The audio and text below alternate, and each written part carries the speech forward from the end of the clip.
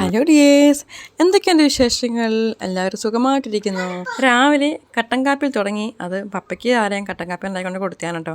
പിന്നെ അതേ കുറച്ച് കൂർക്ക അഥവാ ചീവക്കിഴങ്ങ് വാങ്ങിയത് 2 ദിവസമായിട്ട് ഇങ്ങനെ മടിച്ചിരുന്നതാണ് കേട്ടോ. അപ്പോൾ ഇത് ഞാൻ നന്നാക്കാമെന്ന് വിചാരിച്ചേ.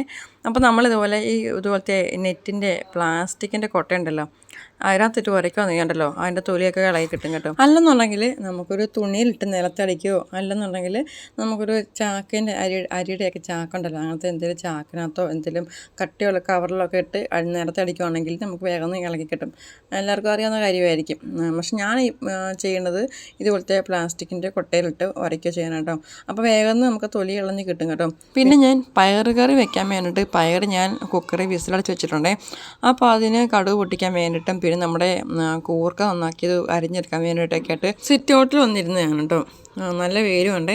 കുറേ തുണികളും കഴുകിയിട്ടിട്ടുണ്ട് കേട്ടോ. എന്നിട്ട് ഞാൻ കൂർക്കയെല്ലാം അരിഞ്ഞെടുത്ത് അതിനകത്തേക്ക് ഉപ്പും മഞ്ഞളും പച്ചമുളകും ഇട്ട് കൊടുത്തിട്ടോ. എന്നിട്ട് കൈ കൊണ്ടൊന്ന് തിരുമ്മി എടുത്തിയാണേ. സാധാരണ ഞാൻ ഒന്ന് വേവിച്ചിട്ടാണ് ഞാൻ ഇതുപോലെ ഫ്രൈ ചെയ്യാറ്. സമയമില്ലെങ്കിൽ ഞാൻ വേവിക്കാൻ നിൽക്കത്തില്ല, നേരെ എണ്ണയിലേക്കിട്ടങ്ങ് ഉണ്ടാക്കിയെടുക്കത്തേ ഉള്ളൂ കേട്ടോ. പയർ ഞാൻ ഇന്നലെ വെള്ളത്തിലാണ് മറന്നുപോയി. അപ്പോൾ രാവിലെ ഞാൻ എണ്ണീറ്റപ്പോഴാണ് വെള്ളത്തിൽ ഇട്ടത് കേട്ടോ. എന്നിട്ട് ഒരു 5 വിസിലടിച്ചേ. നമുക്ക് നന്നായിട്ട് വെന്തും കിട്ടി കേട്ടോ. അപ്പോൾ പയർ കറിക്ക് അരപ്പരയ്ക്കാൻ വേണ്ടിയിട്ട് തേങ്ങയിലേക്ക് വെളുത്തുള്ളി ഇട്ട് വെള്ളം ഒഴിച്ചിട്ട് ഞാൻ അരച്ചെടുത്തിയാണ് കേട്ടോ. അതുപോലെ തന്നെ പയർ വിസിലടിച്ച് വെച്ചിരുന്നതും ഞാൻ മിക്സിയിലിട്ട് അരച്ചെടുത്തു. എന്നിട്ട് ഈ തേങ്ങ അരച്ച അരപ്പിലേക്ക് ഞാൻ ഈ പയർ അരച്ചതും കൂടെ ഒഴിച്ചു കൊടുത്തു കേട്ടോ. കുറച്ച് ഞാനെടുത്ത് മെഴുക്കുവരട്ടി ഉണ്ടാക്കി, കുറച്ചെടുത്ത് ഞാൻ വേവിക്കാൻ വെച്ചു കേട്ടോ. അത് നാളത്തേക്ക് മെഴുക്കുവരട്ടാൻ വേണ്ടിയിട്ട് ഞാൻ കുറച്ചെടുത്ത് വേവിച്ചതാണ്. വേവിക്കാതെ ഫ്രിഡ്ജിൽ വെച്ചിരുന്നാൽ അത് കറുത്തിരിക്കുമല്ലോ, അതുകൊണ്ട് ഞാൻ വേവിച്ച് വെക്കാമെന്ന് വിചാരിച്ചിട്ടോ. അപ്പോൾ രാവിലെ എടുത്തിട്ട് ഫ്രൈ ചെയ്താൽ മതിയല്ലോ. അതിൽ ഞാൻ ഉപ്പും മഞ്ഞളും മാത്രം ഇട്ട് വേവിച്ചെടുത്തതാണ് കേട്ടോ. പിന്നെ ഇത് നമ്മുടെ പയറ് കറിയിലേക്ക് കടുക് പൊട്ടിക്കാനായിട്ട് ഞാൻ കടുക് പൊട്ടിക്കുവാണ്. ഈ കൂർക്ക മെഴുക്കോട്ടുമ്പം തേങ്ങക്കൊത്തിട്ട് ഞാൻ അതിൻ്റെ ടേസ്റ്റ് കൂടുതൽ. പക്ഷേ ഞാൻ ഇന്ന് കുക്കിങ് ഇത്തിരി ലേറ്റായിപ്പോൾ കേട്ടോ. അപ്പോൾ പിന്നെ തേങ്ങ പൊട്ടിക്കണം, പിന്നെ അത് എടുക്കണം. അപ്പോൾ അതുകൊണ്ടൊരു മടിച്ചിട്ട് ഞാൻ പിന്നെ തേങ്ങ കൊത്തിട്ടില്ല കേട്ടോ. അങ്ങനെ പയറ് കറിയിലേക്ക് കടുകൊക്കെ പൊട്ടിച്ചൊഴിച്ചു. അതൊന്ന് ജസ്റ്റ് ഒന്നുകൂടെ ചൂടാക്കി എടുത്തു കേട്ടോ. എന്നിട്ട് ആവശ്യത്തിന് ഉപ്പ് ഇട്ടൊന്ന് ഇളക്കി കൊടുത്തു കേട്ടോ.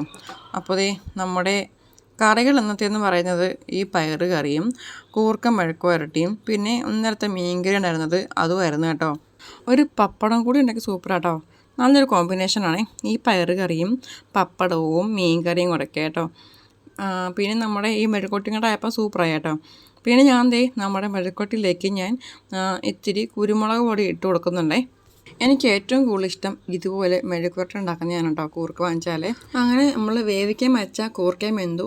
അത് ഞാൻ പിന്നെ തണുപ്പ് മാറിയതിന് ശേഷം എടുത്ത് ഫ്രിഡ്ജിൽ വെച്ച് കേട്ടോ. എനിക്കറിയാവുന്നതും ഞാൻ ചെയ്യുന്നതുമായ കുറച്ച് കുഞ്ഞു ടിപ്പുകളാണ് നിങ്ങളുടെ അടുത്ത് ഞാൻ കുക്കിംഗ് വഴി കാണിക്കുന്നത്. ഈ വീഡിയോ കാണുമ്പോൾ അറിയാത്ത ആരെങ്കിലും കാണുന്നുണ്ടെങ്കിൽ ഉപകാരപ്പെട്ടെന്ന് വിചാരിച്ചു കേട്ടോ. അപ്പോൾ വീഡിയോ ഞാനിവിടെ നിർത്തുവാണേ.